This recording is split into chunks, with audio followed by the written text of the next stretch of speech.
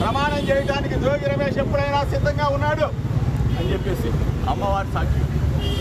ఏ తప్పు చేయని జోగి రమేష్ని నిందలపాటు చేశారు.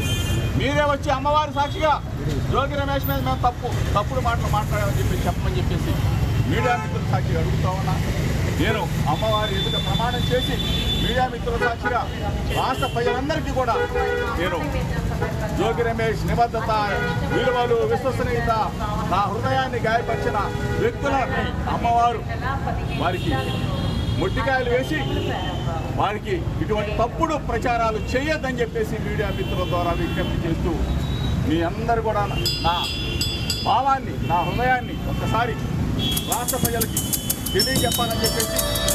கடந்த வாரம் விஜயவாடா கனகதுர்க்கையம்மன் கோயில் முன்பு கற்பூரம் ஏற்றி வைத்து போலி மதுபான வழக்கிற்கும் தனக்கும் எந்த தொடர்பும் இல்லை என கூறி சத்தியம் செய்த முன்னாள் அமைச்சர் ஜோகி ரமேஷ் ஆந்திராவில் கைது செய்யப்பட்டுள்ளார். சத்தியம் செய்தும் அவரை நம்பாமல் போலீசார் கைது செய்ததன் பின்னணி என்ன? ஆந்திராவில் சில மாதங்களாக போலி மதுபான வழக்கு பரபரப்பை ஏற்படுத்தி வருகிறது. இந்த வழக்கில் குற்றம் சாட்டப்பட்ட ஜனார்த்தன் ராவ் கைது செய்யப்பட்ட போது பேசிய வீடியோவில் முன்னாள் அமைச்சர் ஜோகி ரமேஷின் மேற்பார்வையில் போலி மதுபானம் தயாரிக்கப்பட்டது என தெரிவித்தார். ஒய்எஸ்ஆர் காங்கிரஸ் ஆட்சியின் போதும் போலி மதுபானம் தயாரிக்கப்பட்டதாகவும் அவர் கூறியிருந்தார். இருப்பினும் ஆந்திராவில் ஆட்சி மாறி கூட்டணி அரசு ஆட்சிக்கு வந்த பிறகு அதிகரித்த கண்காணிப்பு காரணமாக போலி மதுபான உற்பத்தியை நிறுத்திவிட்டதாகவும் இந்த ஆண்டு ஏப்ரல் மாதம் ஜோகி ரமேஷ் மீண்டும் தன்னை அழைத்து போலி மதுபானம் தயாரிக்க சொன்னதாகவும் அவர் கூறியிருந்தார். ஜனார்த்தன் ராவ் வாக்குமூலம் மற்றும் சேகரிக்கப்பட்ட தகவல்களின் அடிப்படையில் போலி மதுபான வழக்கை விசாரிக்கும் சிறப்பு புலனாய்வு பிரிவு அதிகாரிகள் ஜோகி ரமேஷை கைது செய்ய முடிவெடுத்தனர்.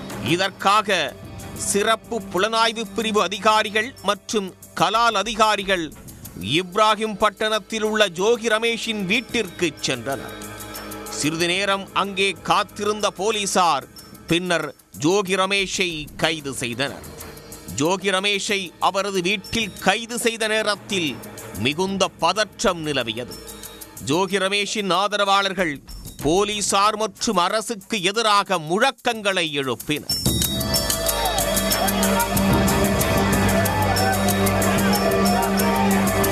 போலி மதுபான வழக்கில் கைது செய்யப்பட்டுள்ள முன்னாள் அமைச்சர் ஜோகி ரமேஷ் கடந்த வாரம் விஜயவாடா கனகதுர்க்கையம்மன் கோயில் முன்பு கற்பூரம் ஏற்றி வைத்து போலி மதுபான வழக்கிற்கும் தனக்கும் எந்த தொடர்பும் இல்லை என கூறி சத்தியம் செய்து எனக்கு எதிராக சதி நடக்கிறது என்று கூறியிருந்தார்.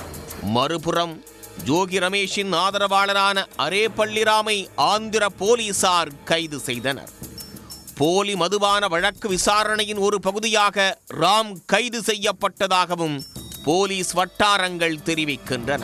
போலி மதுபான வழக்கில் ஜோகி ரமேஷை கைது செய்த போலீசார் அவரை காவலில் எடுத்து விஜயவாடாவில் உள்ள கலால் அலுவலகத்திற்கு அழைத்துச் சென்றுள்ளனர். அங்கு ஜனார்த்தன ராவின் வாக்குமூலம் மற்றும் பிற ஆதாரங்களின் அடிப்படையில் ஜோகி ரமேஷிடம் தீவிர விசாரணை நடத்தி வருகின்றனர்.